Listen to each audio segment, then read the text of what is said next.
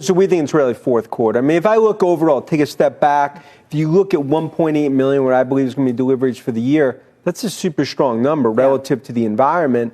안녕하세요. 오랜만에 테슬라가 폭풍 상승을 했는데 무려 6%나 올랐죠. 51선을 다시 한 번 더 돌파하는 모습을 보여주고 있는데요. 3분기 생산 딜리버리 대수에 대한 우려 때문에 계속해서 하방 압력이 가해졌지만 떨어질 때마다 51선을 계속해서 돌파를 해내고 있는 테슬라의 차트죠. 이것을 보고 이미 악재는 반영이 되었다라는 말씀들이 굉장히 많은데요. 사실 자동차 주식들이 굉장히 많은데 큰 비중을 실으려면 당연하게도 리스크를 줄이는 투자가 정석이죠. 그러한 부분에서 본다라면 당연히 테슬라가 유일하지 않을까. 물론 사람마다 취향이 다르기 때문에 어떤 분들은 리스크를 높이는 투자를 선택할 수는 있지만 큰 비중을 담으려면 리스크를 떨어뜨려야 되고 유일하게 리스크가 낮은 기업이 현재 테슬라죠. 현재 3분기 생산 딜리버리 대수를 바탕으로 예상치 매출은 24.4 빌리언인데요. 전분기 때 24.9 빌리언이 나왔고 아마도 비슷한 숫자가 나오지 않을까라고 예상이 되는데요. 하지만 가장 중요한 것은 매출 성장을 계속해서 보여줄 수 있을 것인가. 이것을 계속해서 보여줘야지 성장 동력이 꺾이지 않는 것이 아닙니까? 현재 테슬라 사이버 트럭에 대한 포텐셜을 의심하지 말라고 하고 있고 세미 트럭 역시나 만만치가 않은데요. 우선 사이버 트럭부터 살펴보시면 포드가 3분기 때 전기차 2만 대 팔았죠. 테슬라는 43만 대. 현재 20배 가량의 차이가 나고 있고요. 그 중에서 전기 픽업 트럭 F150 라이트닝 3,500대를 팔았어요. 가장 중요한 것은 분기별로 판매량이 점차 줄어들고 있다라는 점인데요. 현재로서는 리비안의 아론티보다 판매량에서 밀리고 있죠. 여기 이 세그먼트로 픽업 트럭, 사이버 트럭이 들어갈 것인데요. 사이버 트럭에 대한 디테일은 점차 공개가 되고 있죠. 퍼포먼스 버전은 트라이 모터, 창문은 방탄 유리가 아니고 양방향 충전 서비스가 들어갈 거라는 점인데요. 거기에다가 내부 모습 인포테인먼트 시스템까지 여러가지 영상들이 현재 공개가 되고 있죠. 현재 기대치만큼은 정말로 엄청난 상태이고요. 그리고 테슬라의 세미트럭 아직까지 승용차 부분의 전기차 전환도 초창기이기 때문에 결국 이 승용차의 퍼센테이지가 어느 정도 올라와야지 상용차 부분까지 전기차 전환이 이루어질 것인데요. 승용차 부분만큼 상용차 부분에서의 전기차 전환 제대로 된 퍼센테이지가 나올 때부터 엄청난 매출이 여기서 발생이 되겠죠. 대형 트럭과 딜리버리 밴 역시나 엄청나게 큰 시장인데요. 그리고 테슬라의 에너지 사업 FSD와 AI 이 두 가지 분야가 지금 기존 자동차 기업들과 차별점을 가지는 분야가 아닐까. 그리고 FSD 완성도를 높이려면 더 많은 데이터가 필요한데 테슬라 모델 Y RWD 새로운 버전 44,000불 거기에 $7,500 텍스 크레딧이 들어가면 36,000불까지 떨어지는데요. 지금 다른 경쟁업체랑 비교를 하더라도 가격적인 부분, 주행거리, 제로배, 마일당 가성비 모든 부분에서 테슬라의 모델 Y가 압도를 하고 있죠. 그렇기 때문에 현재 테슬라 모델 Y가 전기차 중에서 가장 많이 팔리는 것이고요. 그렇다면 테슬라를 비롯해서 많은 기업들이 왜 LFP 배터리로 가는 것일까요? 이유는 굉장히 심플하죠. 싸기 때문에. 지금 가장 중요한 것은 내연기관차 대비 가성비가 좋고 가격을 떨어뜨리는 것이 가장 중요하죠. 그래서 앞서 말씀드린 사이버 트럭을 통한 픽업 트럭 시장의 진출, 세미 트럭을 통한 상용차 시장의 진출, 배터리 스토리지를 통한 에너지 사업에 대한 매출, 그리고 마지막으로 FSD AI에 대한 포텐셜, 이 모든 매출 성장률이 계속해서 향상되는 숫자가 나온다라면 테슬라가 $1,000 가는 시나리오는 여전히 완벽하다라고 말씀을 드릴 수가 있고요. 그리고 중국 시장을 보시면 저가형 같은 경우에는 비아디를 비롯한 중국 기업들이 먹고 있는데요. 그리고 중간 가격대 같은 경우에는 테슬라의 모델 Y3 다음으로 비아디의 한이고 더 높은 가격대로 올라가면 리오토, 니오, BMW, 벤츠가 보이죠. 하지만 테슬라의 전략은 여기서 가격을 올리는 프리미엄 시장을 공략하는 것이 아니라 모델2를 통해서 중국 저가형 시장까지 완벽하게 박살을 내는 전략을 현재 현재 준비를 하고 있어요. 왜냐하면 유럽 시장에서는 폭스바겐, 중국에서는 비아디, 결국 시장 점유율을 계속해서 유지하는 것이 현재 1등 테슬라에게 가장 중요하고요. 하지만 지금 테슬라의 시가총액은 자동차 기업의 밸류에이션은 받지 않고 있는데요. 결국 많은 분들이 기다리시는 불꽃은 로보택시가 아닐까요? Palantir's co-founder Peter Thiel is set to secure a contract with the UK's National Health Service.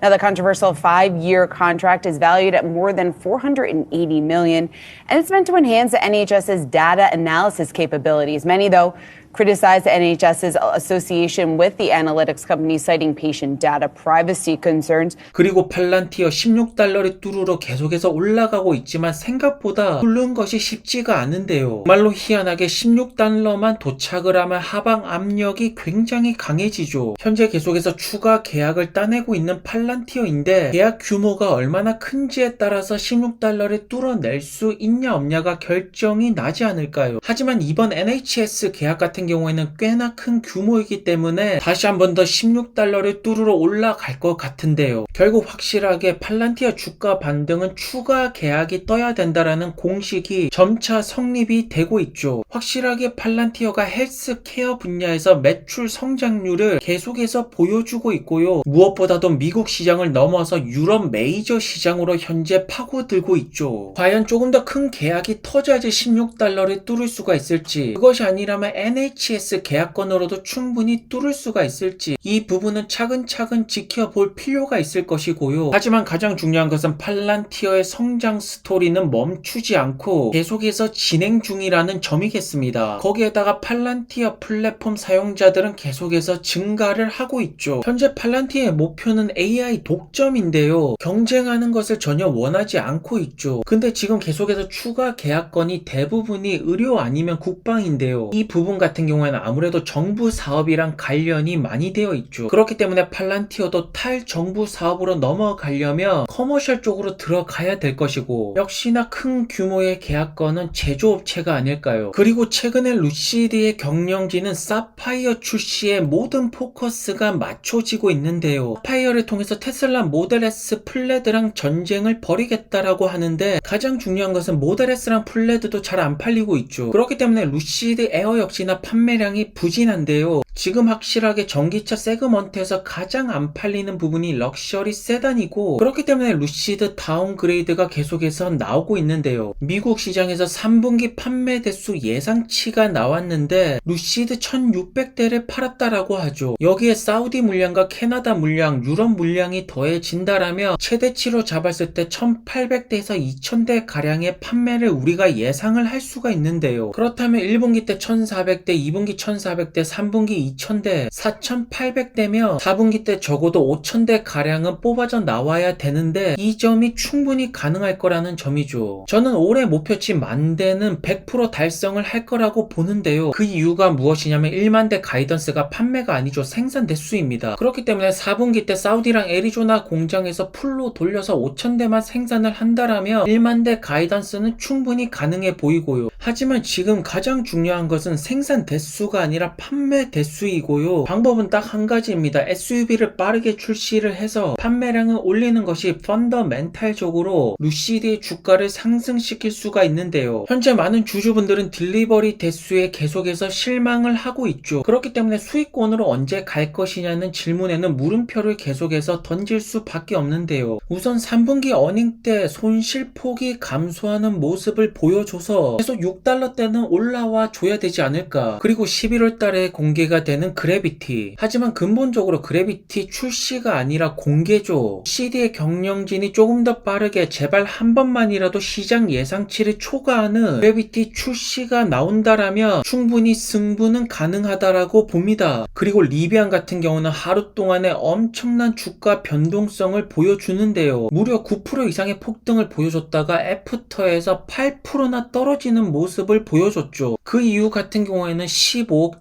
전환 전환사채를 발행했는데요. 스타트업이라면 다들 자금을 조달하고 신규로 찍어내고 오퍼링을 하는데요. 여기서 중요한 것은 실적이 부진하고 돈이 없어서 전환사채 유증을 하거나 이러한 그림이 나온다면 회사가 망하는 길인데, 현재 리비아는 실적이 잘 나오면서 전환사채를 발행하면서 더 돈을 끌어당기고 있죠. 결국 이 자금을 통해서 조금 더 빠르게 흑자 전환으로 도달하지 않을까. 그렇기 때문에 오퍼링을 통해서 단기간 하락은 나올 수가 있지만 근본적으로 판매량이 올라가기 때문에 주가는 올라갈 수밖에 없고요. 현재 리비안 차량의 주행거리는 상승을 하고 있고 판매 역시나 올라가고 있으면서 손실 폭은 빠른 속도로 감소를 하고 있죠. 그렇기 때문에 이번 오퍼링 같은 경우에는 긍정적으로 우리가 해석을 할 수가 있지 않을까. 단기적인 하락보다는 흑자 전환에 점차 가까워질 수 있다라는 시그널이고요. 가장 중요한 것은 리비안 CEO에 대한 믿음이 확실하다라는 것이겠죠. 모든 가이던스를 지키고 시장 예상치를 초과를 하면서 정말로 현재 흑자로 달려가고 있습니다. 그럼 오늘 영상은 여기서 마무리를 하겠고 좋은 하루 되시기를 바라보겠습니다. 안녕히 들어가세요.